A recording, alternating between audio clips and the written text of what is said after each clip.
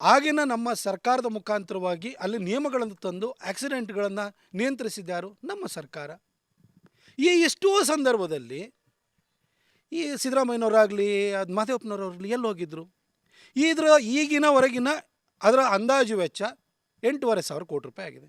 ಈ 8,500 ಕೋಟಿ ರೂಪಾಯಿನಲ್ಲಿ ಸನ್ಮಾನ್ಯ ಸಿದ್ದರಾಮಯ್ಯನವರು ಕೊಟ್ಟಿರುವಂತಹ 8,500 ರೂಪಾಯಿ ಏನಾದರೂ ಆ ಯೋಜನೆಯಲ್ಲಿ ಇತ್ತು ಅಂತಂದರೆ ನಾನು ಅವರಿಗೆ ಇದನ್ನು ಸಿದ್ದರಾಮಯ್ಯನವ್ರ ಹೈವೇ ಅಂತಲೇ ಮಾಡಿಬಿಡ್ತೀನಿ, ಅಥವಾ ಸಿದ್ದರಾಮಯ್ಯ ಮಹದೇವಪ್ಪ ಜೋಡಿ ರಸ್ತೆ ಅಂತ ಮಾಡಿಬಿಡೋಣ ಬೇಕಾದರೆ.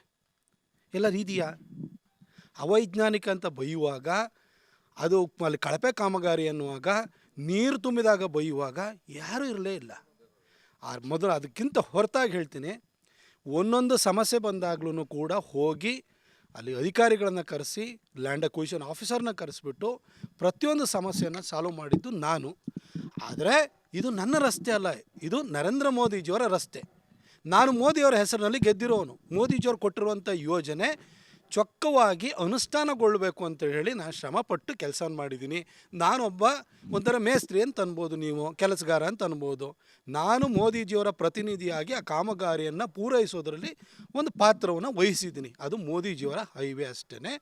ಇದರಲ್ಲಿ ಯಾರೋ ಶ್ರೇಯಸ್ ಪಡ್ಕೊಳ್ಳೋದಕ್ಕೆ ಅಲ್ಲಿ ಓಡಾಡ್ತಿರುವಂಥ ಜನ ಏನಂತ ಹೇಳ್ತಾರೆ ಕೇಳಿದ್ದು? ಇದು ಯಾರು ಹೈವೇ ಅಂತ ಹೇಳ್ತಿದ್ದಾರೆ?